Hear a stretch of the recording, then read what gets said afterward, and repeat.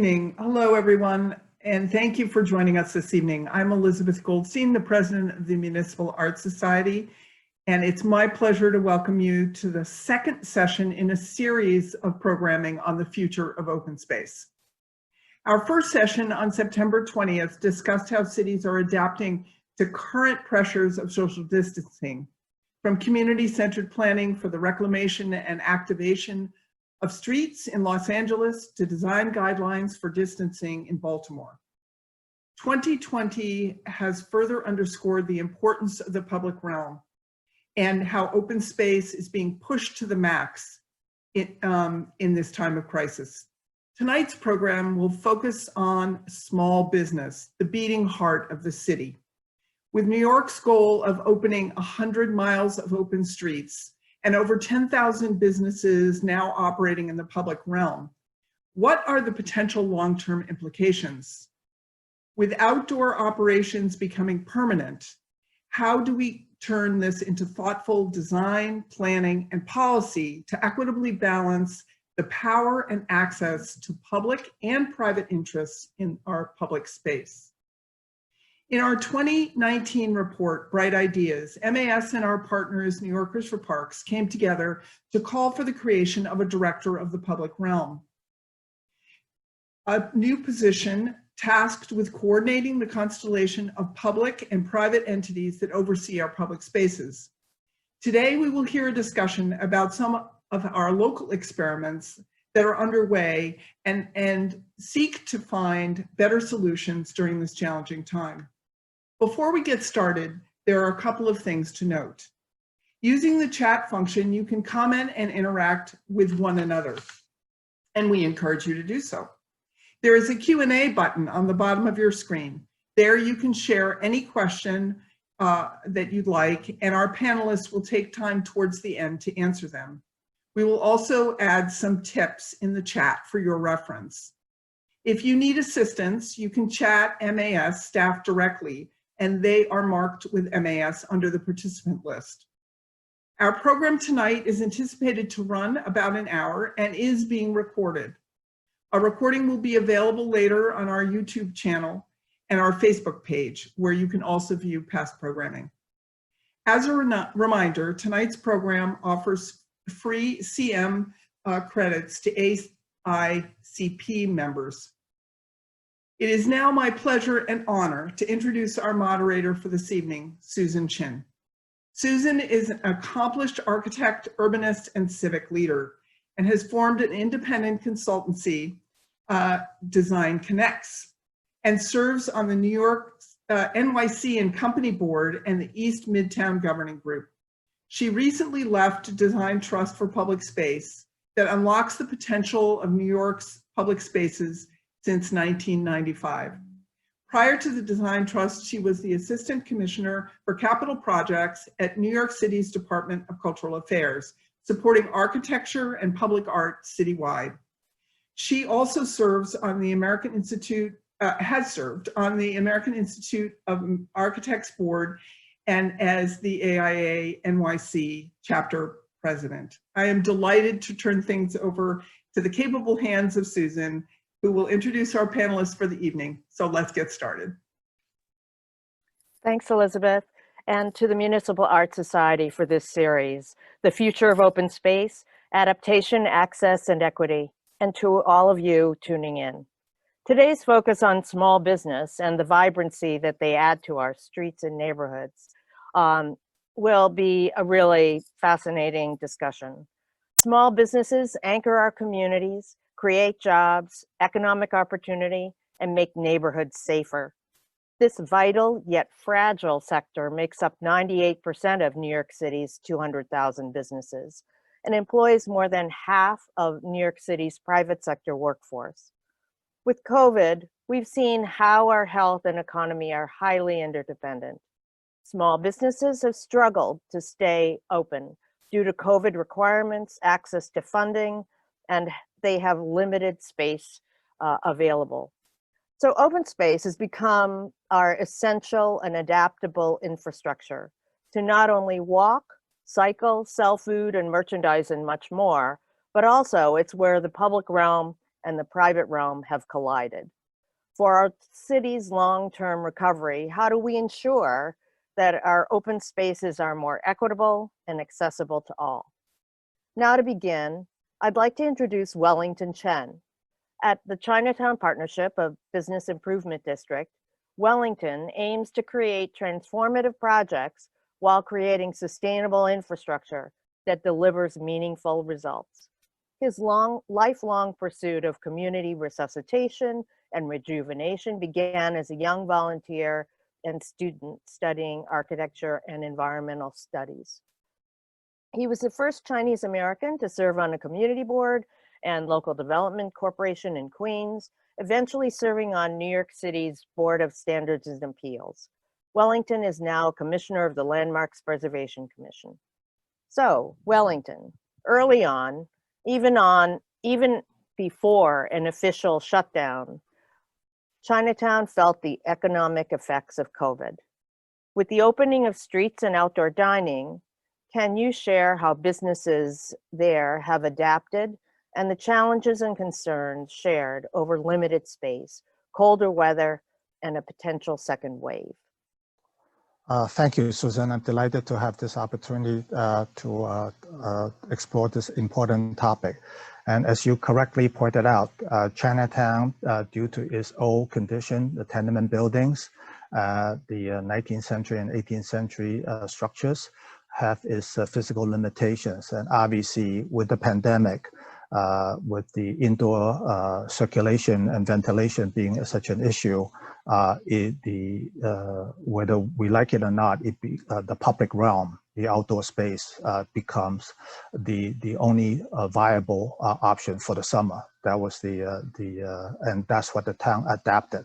And so the result is a phenomenal transformation, because we have David Rockwell and the Rockwell Group to thank for. They donated a generous gift that really created a catalyst for and boosting confidence for those merchants that were hesitant about whether it's safe to go outdoors and sit in the middle of the roadbed. And I also had to give credit to DOT in launching their Share Street program.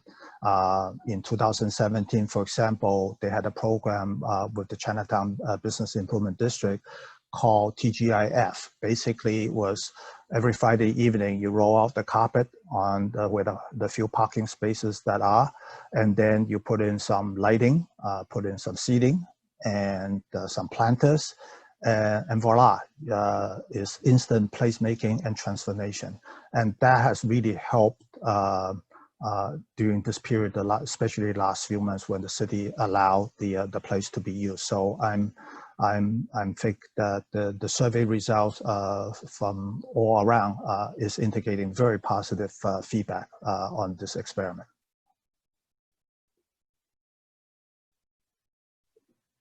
Thanks, Wellington. We'll discuss more soon, but next let's turn to Karina Kaufman-Gutierrez. Karina is Deputy Director for the Street Vendor Project at the Urban Justice Center. A Colombian American, she brings experience in nonprofit management, policy development, restaurants, and community organizing within immigrant communities to the team. She's held positions at NYC Small Business Services, Community Service Society, and Fundación Corona. She holds a Master's in International Affairs and Urban Social Policy from Columbia University. Karina, street vendors play a critical and historic role in street-level activity. Can you share the challenges that street vendors face at this time and how the Street Vendor Project is advocating for them? What is the Street Vendor Project asking for its members, and bearing in mind the proposed permanent future open streets and outdoor dining? Well, good evening, everybody, and thank you so much, MAS, for having me today. To Susan and Wellington and Councilmember Powers, it's great to be in conversation with you all. So just for a little background on the Street Vendor Project, we are a part of the Urban Justice Center, and we're a membership-based organization that works to defend the rights and improve the working conditions of the street vendors who show up for New Yorkers every day, rain or shine. And I first wanted to start off by sharing about the fundamental role that street vending has played in our city's culture and economy for centuries. When you think of New York, when you think of Times Square, you think of a hot dog and pretzel vendor. When you think of the world-renowned Queens food scene, you think of the vendors on Roosevelt Avenue sharing tamales. You think of the Bilandia food truck that has grown in popularity wildly even throughout the pandemic. And right now there are approximately 20,000 New Yorkers who sell food and merchandise from the streets and sidewalks of New York. Vendors are primarily women of color, military veterans, and low-wage immigrant workers who come from communities who have been disproportionately impacted by COVID. Vendors generate an estimated $71.2 million in local, state, and federal taxes annually, and contribute nearly $293 million to the city's economy. And as essential workers, vendors were ensuring that New York City's hard-hit neighborhoods had access to fresh and affordable food throughout the duration of the pandemic. But despite their critical contributions, vendors have frankly been excluded from almost every form of COVID-19 relief that's been offered to small businesses, and often what's been offered to New Yorkers as well, be it informal nature of businesses, or to continued discrimination against vendors, which forces them to remain in the shadows of the formalized economy, rather than reforming the vending system for increased economic opportunity. Vendors currently, since March, have been reporting sales down from 70 to 90%. As many who serve tourist or office areas have seen a decrease in foot traffic. Others who serve primarily immigrant communities who've been excluded from economic relief are seeing that their clients just simply don't have any money to spend. Other vendors who, after months out of work, don't have access to pay the rent to their commissary spaces where they park their carts overnight, or their carts are frankly being held hostage. They can't even get them back, so they're unable to go back to work. And street vending is a huge industry, from the commissary kitchen to the employees of food trucks to the food suppliers, all of whom are economically suffering right now unless there's relief that includes street vendors. But unfortunately, vendors have been in a state of crisis since long before the pandemic due to an almost 40-year cap on permits and licenses, which makes it all but impossible for vendors to operate.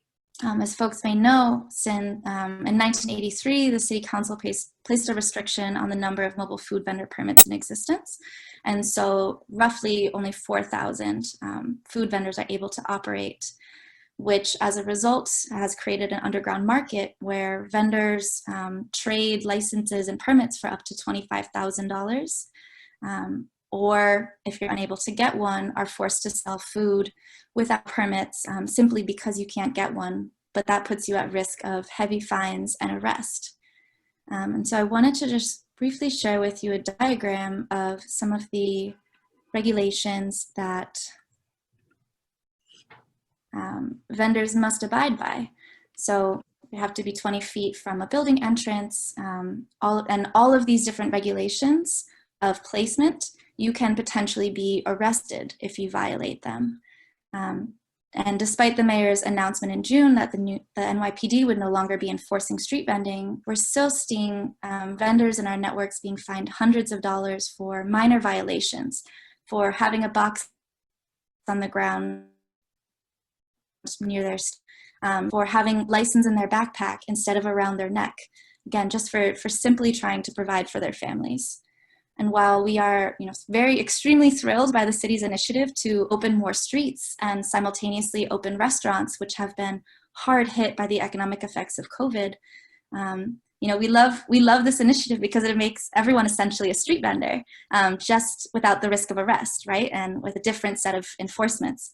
But we should not forget, however, that vendors must play a central role in the reopening and have been fighting for years for the right to operate in our city streets.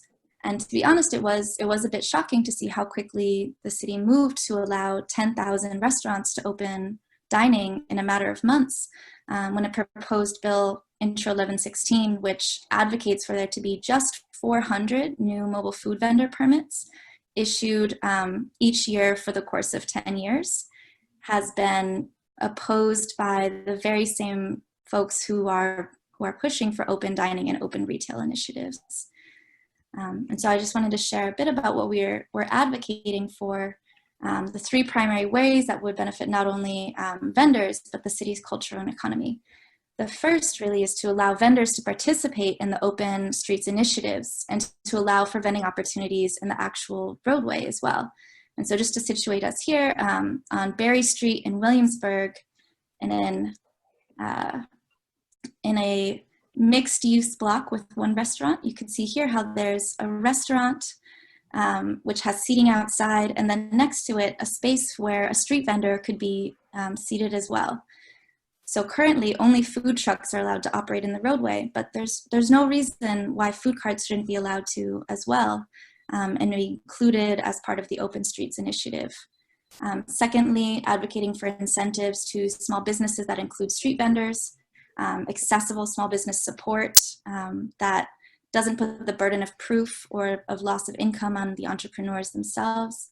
And then finally, the most overdue would be to lift the cap on mobile food vending permits and licenses, which would automatically create thousands of jobs for New Yorkers to provide meals in socially distanced outdoor settings. And just to sum it up, unless the city explicitly includes street vendors in our recovery plans, unfortunately, the unequal history of enforcement in our public streets will continue, and vendors will continue to be excluded from recovery efforts.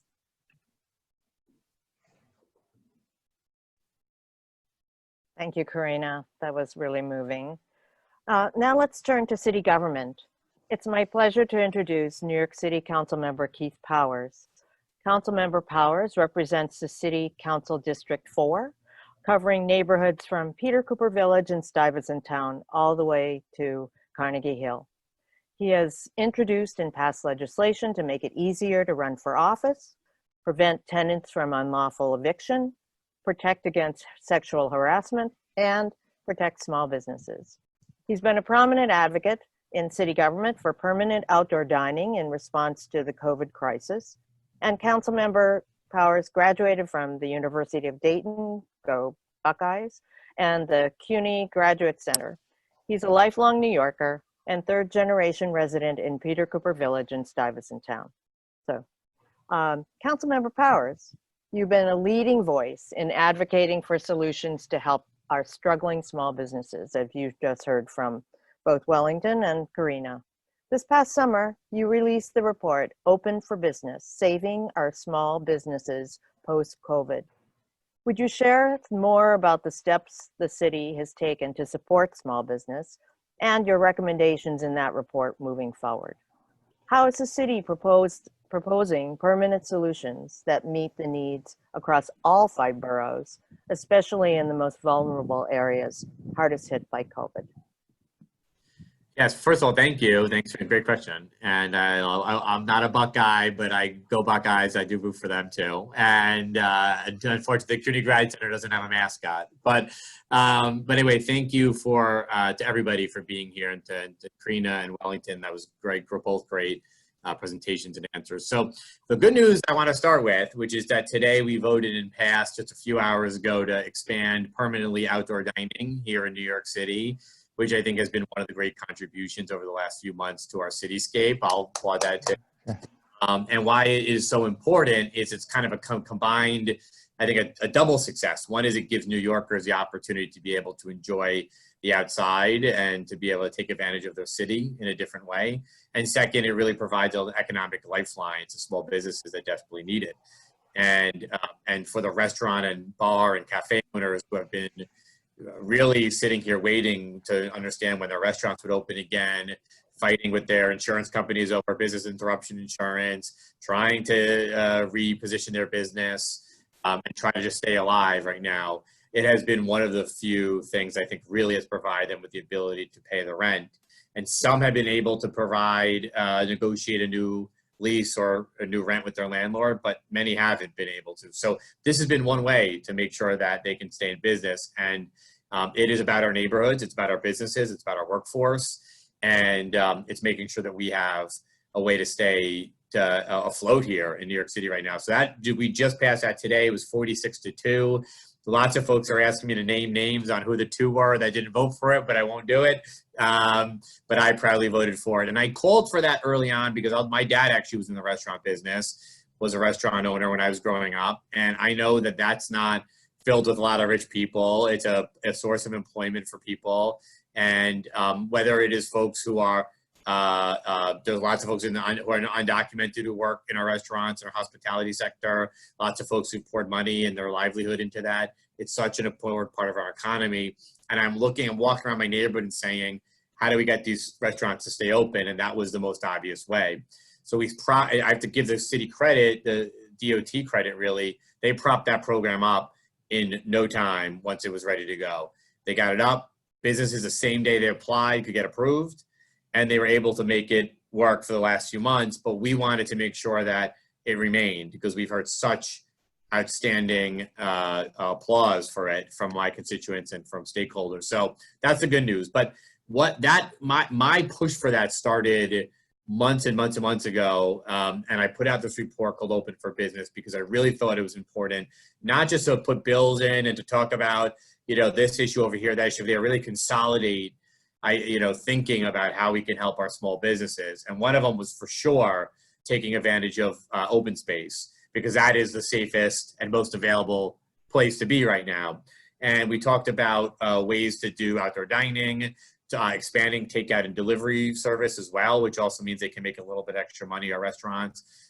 Talking about vending, I talked about using, being able to do more for vendors, being able to help our undocumented population here who can't get unemployment, maybe create some access to that. I see the poll up, and I'm going to answer yes. And we talked about rent relief, and rent relief is the biggest one, I think, really right now that we're all waiting to get a plan on. And I just want to give some people some thoughts on what's happening on that, which is rent relief really is about money. It's about being able to provide some short-term, medium-term, or long-term economic assistance, or take some economic cut from out of our budget to be able to help support these businesses. I put forward a plan with Assemblymember Yulene New, Senator Kavanaugh, and Councilmember Lander, which is about recovery leases for our small businesses, meaning over the next 2 years, create a program by which we incentivize property owners and small business owners to be able to come to terms on a lease that is affordable. It's over 10 years, and we would back it up with property tax abatements spread out over a decade to help incentivize those negotiations to happen. That means you're kind of really taking care of the whole ecosystem. And over the last few weeks, we've met with property owners, we've met with small business owners, industry groups, to try to hash out the details of a plan that we think would actually provide the most success and the most help with the most support. And we're working on that plan, but what we're really all looking for is a question on whether we're going to get financial relief. And I think that will be dependent on what happens on November 3rd, but we are waiting to see whether there'll be any financial relief for 91% is for permanent open streets. I won't ask the 9% to name yourselves, but I do know some folks have concerns. So we put out this plan. Now since what the council's done, we expanded outdoor dining. We eliminated personal liability provisions for the time being in your leases, meaning your personal livelihood is not at stake if you can't pay your rent. We capped third-party apps for restaurants. We allowed for surcharges, COVID surcharges at restaurants. We have done open streets programs to encourage folks to get out into their neighborhoods and open dining on those streets. And I put in some bills that are related to some tax relief for commercial tax relief in Manhattan. There's some proposals out there around open culture in our streets for open performances and be able to do things at our open streets while we have the time to do it. And a number of proposals to really make sure that we have economic security for our businesses. But the rent relief is going to be the key. And I think all the things that we've been able to do at the council that will last, eviction moratorium on top of that, have been really helpful to make sure that our businesses don't feel like as they are unable to pay their rent, they're going to lose everything to this crisis. But we do want them to stay in business. So what I am trying to push our sort of larger leaders here in the city to do is to actually embrace a strategy or a plan that is really aimed at rent relief for these businesses. And the one thing I'd say, and Karina touched on it, is particularly vendors are a big part of this, but a number of businesses that are in Midtown, where I'm actually sitting right now in my office, are struggling. So, you know, they're not getting the same foot traffic, they're not getting the office population. They are really, as the vendors particularly, are really dependent on that sort of foot traffic to come through. So if you can find it to do it, you should be able to try to go to places where and spend a few bucks to either do outdoor dining in places where perhaps they're struggling more than other areas, where, you know, go to some of the vendors and try to take advantage of what they're offering, because it is going to be very challenging for months and maybe years ahead for those businesses. So the one thing you can do is use your money and your purchasing power to help them out. But so we have a lot to do. We have a lot to do. I will say I've really taken it upon myself to really try to drive the conversation around small businesses and economic future here for this my area in particular, but this city, and try to be in making sure it's all inclusive. But I'm really interested in hearing from folks about other ideas that we can be doing to make sure that we're providing an economic future for these small businesses. Do not feel hesitant to reach out to my office or set up time to talk to me about other ideas that you have and ways we can be helpful to a inclusive rebuild that will help all our small businesses. So looking forward to hearing everybody else's ideas. And I really want to say I appreciate MAS for all you guys do. Thank you, Councilman. So to begin the discussion, there are a number of questions in the chat and the Q&A about a topic that I really am looking forward to talking more about, which is for me, looking to Scandinavia for inspiration. The Danes, the Finns, the Swedes use heat lamps, blankets. I'm sitting outside. I'm pretty snug in my blanket here in all weather. And my favorite quote is, "There's no such thing as bad weather, just bad clothing." So what do you feel the approach as the cold weather approaches means for, we've talked a lot about restaurants and dining, but what about other forms of retail operations outdoors? How do we change New Yorkers' mindsets? And I asked Wellington and Karina to join as well. You know, I think, Karina, your vendors have been working outside forever, but for all of you, how do we think about, you know, creatively dealing with colder weather? I'll start, but then I think I'd be interested to hear from the vendors and others about how they're thinking about this. But I know the Bid Association just put out a plan, I think a week or two ago, about trying to also do open retail and be able to utilize street space, something I would be open to. I think that would have to include some place to stay warm and while you're doing that, or, you know, tackle some weather issues. The plan that we approved today does allow and legalizes heat lamps to be used as part of dining. So I think we legalized those period, but they certainly was meant to be used for dining.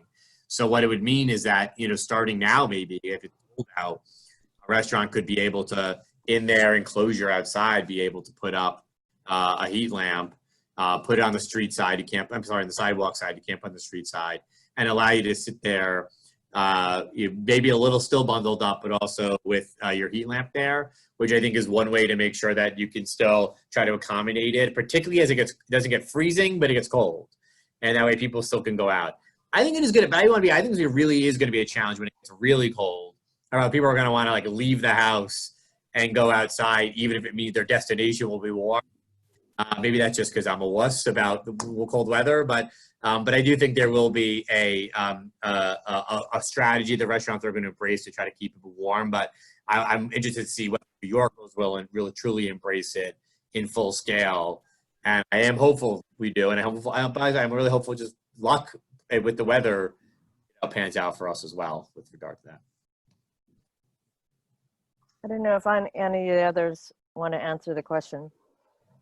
Yeah, I think Councilman Powell's made an excellent point. I'm glad he mentioned the point about the Bid Association, because the BID Association did collectively sign a letter asking for other forms of retail to be considered as well. As we all know, the public realm has now become the front porches. One of the nice benefit of this effect, the side effect, is that we now have social engagement on the street. For example, if you're picking up your drugs, your prescription, whether for your cholesterol, your diabetes, they are typically wanting you to be picked up near close to the door, or just a table over there. And that becomes a conversational piece. In the old days, you will disappear into a restaurant and no one knows you're in town. The street is quiet. There's none of that front porch effect that has it. But obviously, Susan, your point is well taken in that, in ski countries and in Northern European countries, it doesn't mean that, I'm thinking about 1776 when George Washington with his troop out in Valley Forge, how did they survive, right? And also the street vendors. If you just think about all the street vendors, they've been they've been doing outdoor all this time, and as well as they've been operating with propane or the generators that are outside. So I'm hopeful that the weather cooperates. Obviously, no one knows. Last winter was fairly mild, relatively, and remember we went into December. We still had street events on Doyer Street, and the activation was there.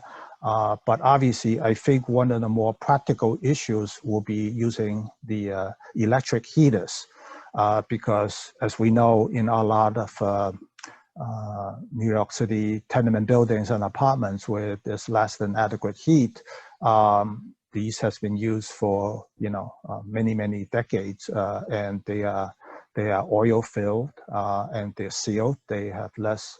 They are not the open flame type with the exposed that you can start a fire. But obviously, the key is to have the electrician test out your capacity. And the making sure that you don't overload the circuitry. And so I think one of the challenges for us is if you were going to go the certificate route with FDNY, is that imagine 10,000 restaurants all of a sudden all needing these certificate that you are safe, you're allowed to operate that, and I think you're going to create such a demand and a bulge, how many things. So I think this is one of the area where the bids and maybe can work with the city about, instead of 10 restaurants having 10 people with certificates, maybe we can coordinate a way for have one certificate holder walking up and down the block. With one license or one certificate, they may ease the bottleneck crunch that I'm anticipating that the city will be encountering.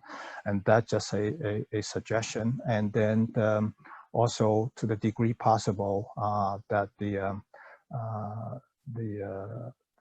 heat lamps being used on sidewalk will help. Wellington, Yeah. I have, to follow up on your conversation or your point about the sources of electrical supply and heat. How do we, this is where the public realm and the private realm really collide. We can't have everybody out there with generators and other kind of fuel sources. So is there some way of providing, I remember the days of when folks would just plug into the street light.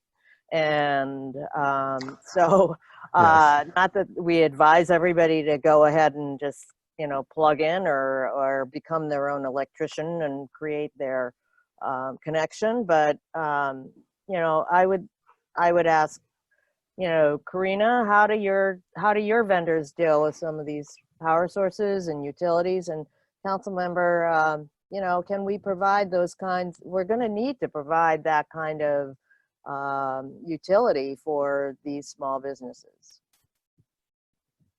Karina. Yeah, so as everyone has mentioned, vendors are primed and ready. They've been ready for this moment because they're used to working outside under whatever weather condition there is and continuing to serve their clientele. So I think what we can think about that would allow vendors to more easily do their work, right? And continue the model that they have now is to really extend the fix it, don't find it approach that has been extended to brick and mortar small businesses, but extend that as well to street vendors, suspending administrative enforcement for vendors that's not related to health and safety concerns. And instead, trusting that vendors are small businesses, that no one wants a fine, right? Especially not after suffering months and months without relief. And so really taking that approach where there's a trust that vendors are going to be doing what they can and allowing that opportunity to, again, fix it and don't fine it. And I think separately, the city could be looking to street fair models where vendors could be set up with easily obtainable temporary permits where they could be serving food to the public, extending successful holiday markets, and thinking about mimicking how farmers markets have adapted their layouts to continue operating. That's been really successful in terms of continuing to enforce social distancing, thinking about how that can be expanded to create more opportunities, to use an urban planning word, have some placemaking effects in different neighborhoods as well, and creating that sense of community where people can come to. Great, thanks, Karina. Councilmember, do you have anything to add? No, well, remind me the question again. Sorry, I was supposed.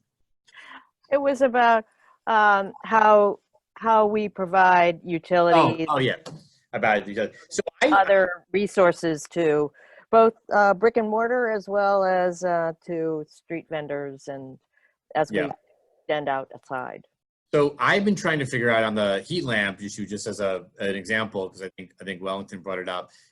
Somebody had relayed to me that I think in Suffolk County, maybe in Nassau as well, that their version of Con Edison had been actually providing or helping assistance related to getting some heat lamps or getting some heating for their businesses set up. So I've been trying to look into that, and I think if, as we talk about it, the street vendors should be eligible for that, as well. I believe the former mayor of Greenport has finagled some additional heat lamps, so maybe we should put you in touch with him. I'll head out there right now. I'll bring us back some. But there's going to be that issue of access to certain basic materials, and also we're going to have a conversation about capacity, indoor capacity. I'm still not doing it. I'm doing outdoors, but then also access to certain materials, and I'm trying to figure that out. I'm gonna try to set up a conversation with Con Edison about how we do that here in the city. But there's gonna be, I think, in next year in the future, there's also gonna be just conversations about the structures of outdoor dining, for instance, and whether we make any changes to that, and also whether we do any changes to the actual streetscape to help better accommodate it. So those are the types of things that happen now and happen next as we move forward in this, after legalizing it. Right. There's been a number of questions in the chat, in the question and answer, about creating more, I think Karina raised this too, creating more kind of farmers market configurations, or could we extend this to year round? And as you've talked about permanent outdoor dining, is there an ability to create kind of a longer year-round and a place for merchandise? And there's also another comment or question about giving up more parking. And I would say creating more open streets. And I'm not sure that we really reached the 100 open streets, but do we need more? Don't we, as we're talking about this, don't we need more open space? I'll answer, but yeah, I think we should. And I think that, the pandemic had made it necessary. So I think that was good. And we've seen some of them working, some of them not working, and I'm not sure what number we're at. I think we should lean into it. I think we should certainly look for more areas where we can close streets down entirely, or even if you go right outside my office, we did a change, Susan, did you know this, in the Eastman County Governing Group? We did the shared street model in some areas. That's not a bad model once you make it permanent. Pershing Square, we've done some of that in Midtown. I think what was helpful here is to have folks that actually sit around and kind of help come up with some ways to re-envision it for this particular neighborhood. I think maybe that's a good idea and others as well. But yeah, I would love to see more permanent ways to do some of the closed streets and to make them really more people first types of areas. Midtown's a great place for it. Not in well, and really because there's so many people and you really want to create these areas, I think, for more people to be able to sit outside and dine and things like that. Yeah, and just to expand upon the councilman's point of view, you saw me raise the camera because the latest poll that you just posed your audience, almost 60% of you will not go indoors. And that confirms the latest survey, which is that over 65% of us are uncomfortable with the indoor given the current situation. So by nature, this is almost an emergency stopgap measure for the small mom and pop, right? I mean, the Brooklyn Chamber is estimating 76,000 small mom and pops are vulnerable and may not be able to sustain through this pandemic. And so this is really we lack options, but, so if more than one in two of us are afraid to go indoors, that leaves only either you want to do the delivery, which, the famous Chinese food are not best for, but it really should be consumed hot right in front of you. And so that makes it the really viable option. And don't forget, a lot of these mom and pop stores, besides the eateries, is that they've been closed for 7 months. And so imagine owing the brick and mortar retail rent for 7 months. And plus the meter is still running, your heating bill, your boiler is still running, your light is still on, your insurance bill is still on, your property tax is on, your mortgage is still on, and your rent is due. And so this is that classic syndrome of, ready for a heart attack. All your demands are coming due, and as been pointed out, we're missing our daytime foot traffic. To nth degree, we are office occupancy in Lower Manhattan is less than 10%. We can operate at 10% volume. Chinatown and Little Italy is known as a bargain district. You get maximum back, but that counts on volume. And without the volume, we're missing 250,000 office workers for Lower Manhattan every day. We lost the 67 million, 70 million tourists, and the subway is still lacking. We're missing the other 4 million riders on the daily trips. And these are staggering numbers that, so one of the things I'm going to plead for again and again is to have people to return safely, taking turns. I see some offices are allocating X percentage for workers to return on certain day, but hopefully it's beyond the 10% level. And so there's a siren outside, so I will turn off my mic. Okay. So as we're thinking about Wellington, thank you for raising the point on the poll about 2/3 of us don't want to go inside to dine. That means, Karina, that we need to be really frequenting more of our street vendors. And, but at the same time, so you talked about with brick and mortar and well, I think brick and mortar stores have the same challenges now that street vendors have been having for decades of the regulatory red tape. And do you feel like with more brick and mortar stores expanding and having the same kinds of challenges as street vendors, that there will be an opportunity for them to band together to go to the council, city council, and to our elected officials to really challenge how to make life a little bit easier? Or possibly, do you feel like this is more competition? I'm not sure, but let's hope that it would be coming together. No, absolutely. I think there's absolutely a opportunity for us to look at the entire small business landscape, right?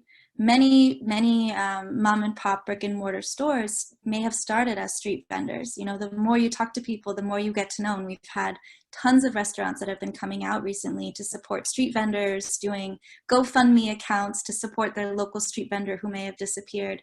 And I think the same, we all work together to create vibrant commercial districts, right? The more energy, the more liveliness, the more opportunities when there's vendors and restaurants working in tandem, the more community and the more culture we create in our streets and sidewalks. So I think there's absolutely an opportunity. But I would kind of push back that restaurants are not facing the same regulations and enforcement that vendors do face, because street vending for many is considered a crime, whereas opening a restaurant is not. And so I want us to think about that in terms of who has access to public space and who has the opportunity to create and open a business as well. For many vendors, there's just simply no way to access a permit to do so and to operate your business in a legal manner. And so I think for there to be really successful and inclusive open streets, vendors should not be at risk of displacement and should be included both in the planning process as well as have the opportunity to even simply apply and participate in those open streets as well. Thanks, Karina. I think that's really helpful. So I hope, council member, as you look at your task force or whoever is coming together, that street vendors will be included. You know, and there have been a number of suggestions in the Q&A and in the chat about opening up POPs and opening up more space in parks. And so I guess I would ask, you know, this is again where public and private kind of collide, and how do we look at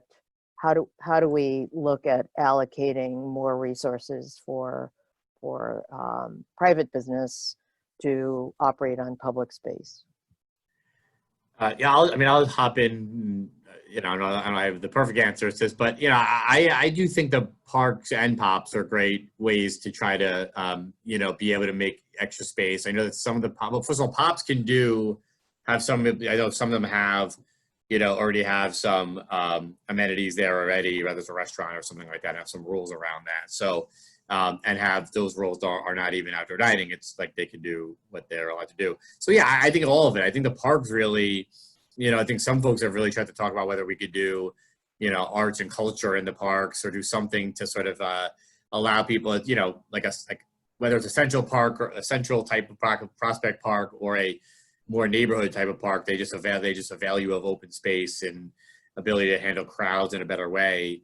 I think we've tried to figure out, I've talked to some folks, including parks, about what you can do when it comes to doing like commerce there. And there are some rules, you know, there's some challenges with RFPs and vending and stuff, but you know, it is a moment to be creative, and it is a moment to even just look around, closing streets around and nearby and adjacent to parks, to be able to then to do, whether it's like food and vending, or it's to do performances or something like that, because you get the space and you get the extra street space and you don't have to run into some trans rules. But yeah, I think we need to be as flexible and creative as we can right now, and recognizing that this may go on longer than I think many of us anticipate, that we should be thinking even in the cold months about ways to make best of the warmer months as it gets to spring and gets to summer next year as well. Yeah, and I totally agree with the council member, because I have a classic example. I have a merchant who hasn't been able to open since March till now. And his vegetarian restaurant sits at the foot of the Manhattan Bridge, where the Manhattan Bridge comes down to Mead Canal and Bowery. And on all sides of it, he has a corner building, but on neither side, he's not allowed to put out any outdoor seating, because the trucks are coming down from Manhattan Bridge, and then the other side is not allowing him to do that. So, and the landlord has put a notice of his 5 months, 7 months that are rent due on his door, and yet directly diagonally across from the thing is sitting an empty Manhattan Bridge Plaza. That could easily be as an outdoor dining space, or that, because otherwise only one or two things will happen. Either he gives up a lease, or that space get put into some creative use, and it's just diagonally from across the street.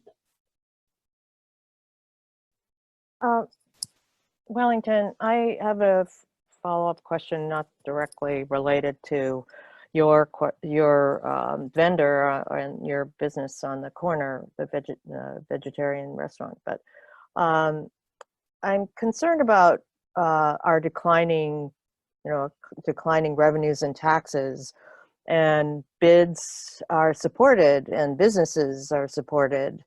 And so, how do we continue to think creatively to be able to support the activity that is occurring in your district? And even do we take lessons learned from districts that don't have, neighborhoods that don't have, are lucky enough to have a bid like yours? Yeah, that's a great question. And because, as you know, BID care fundamentally deeply about the welfare and the well-being.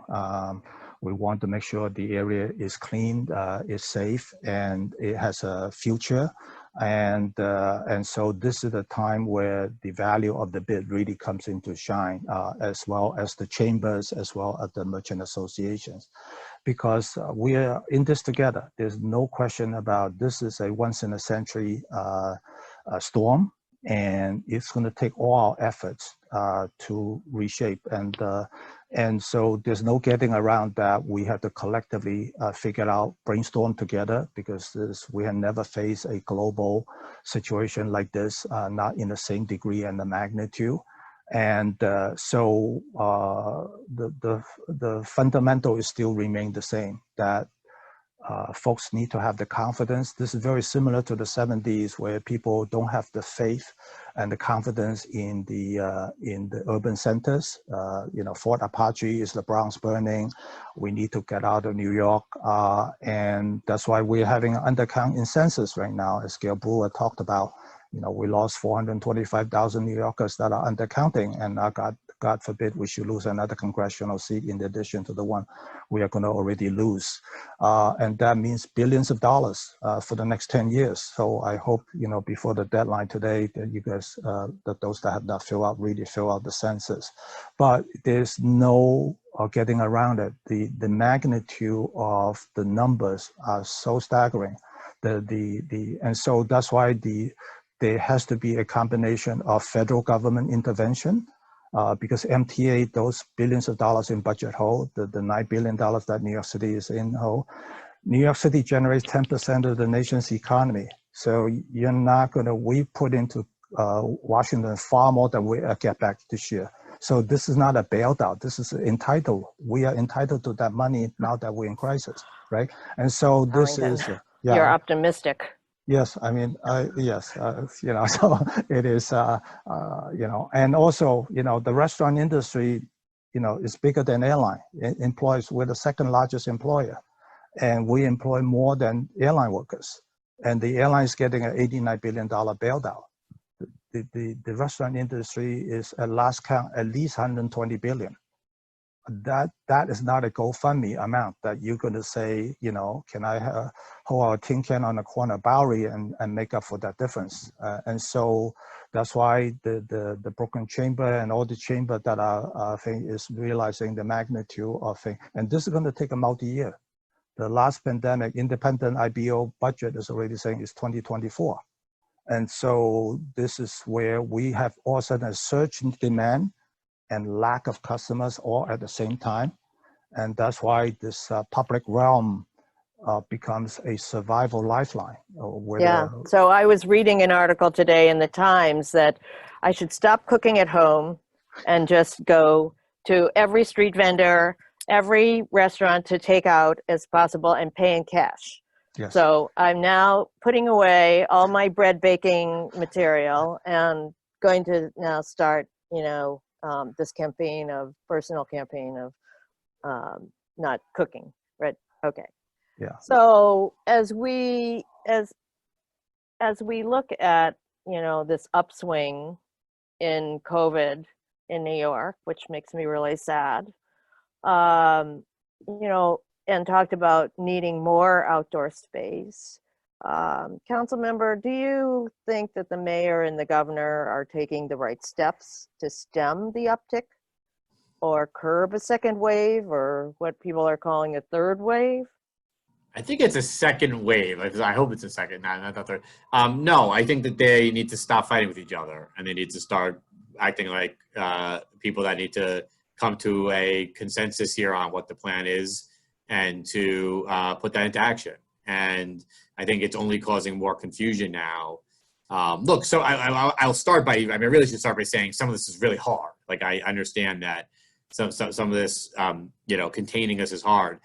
I think that I have to say, I think the mayor's strategy to do this by zip code was a little clearer and more easier for the average person to understand, where the maps and which, do I live in the yellow zone or the green or whatever, like that's just so confusing. And it doesn't really give people, I know it's a little more precise, but I think that if I live in 1009, across the street from me is 10010, like, I get that zip codes are imperfect in their own way, but I think it does still give you kind of a level of clarity. And that's what being efficient with information during a crisis is really a big part of that. So I wish that we would have, everybody, I think, wishes we would have people working together here and having teams working together to look at the data and say, here's how we should move forward, and to realize this is not about power or politics. This is about saving people's lives and providing the clearest information. So no, I've been pretty dissatisfied, and I don't even live in those areas. But if they were my district, I'd be really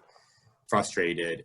But the strategies moving forward are going to be give clear information, give people clear direction on what they need to be doing at any particular time. It may include more shutdowns. It certainly will include slowing down reopening of businesses or indoor dining type of stuff. And it's going to have to be all of us sort of viewing this as our collective effort. But it is going to require that when we get a message, it's clear, doesn't change, and doesn't get undermined, or, and that we sort of understand the rationale also for why we're doing something, which I think is actually the one thing the governor got. I think the biggest success of the governor during the crisis was giving clear information every day and giving his rationale for doing it. Even if you disagree with it, you at least have an understanding of why a decision was being made. Well, thank you so much. I think on that note, clear communication and working together, it couldn't be a better message. So thank you, Wellington, Karina, Councilmember Powers. Always good to be with you, and for sharing your experiences and your insight and advice. And now I'd like to invite Elizabeth to come back to close our program.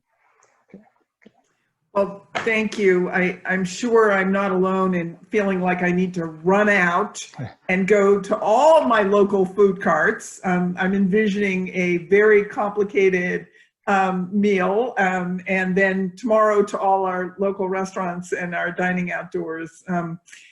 Thank you all for your insights. They were really helpful and a very interesting and dynamic conversation. Obviously, we're facing tons of challenges, but I think that the level of commitment that everybody has to trying to solve them is exemplary, and really will help us to the extent that we can get through this together. It will help us do that. So thank you to all of you for your time, your insights, and your kindness, especially to Susan Chen for her masterful moderating of the discussion and helping us shape this series. I also want to thank my colleagues at MAS for all their work in pulling this program together. They make these evenings go smoothly and these discussions go smoothly. So thank you from the bottom of my heart. If you are not already a member of MAS, I hope you will consider joining. Your membership dollars help us do this kind of programming and also support our continued policy and advocacy work. Upcoming sessions in this series will focus on active transit and on green spaces, and we will be announcing more dates and details soon. So thank you again for joining us. Have a fabulous evening and enjoy whatever meal you're about to have. And we hope to see you next time.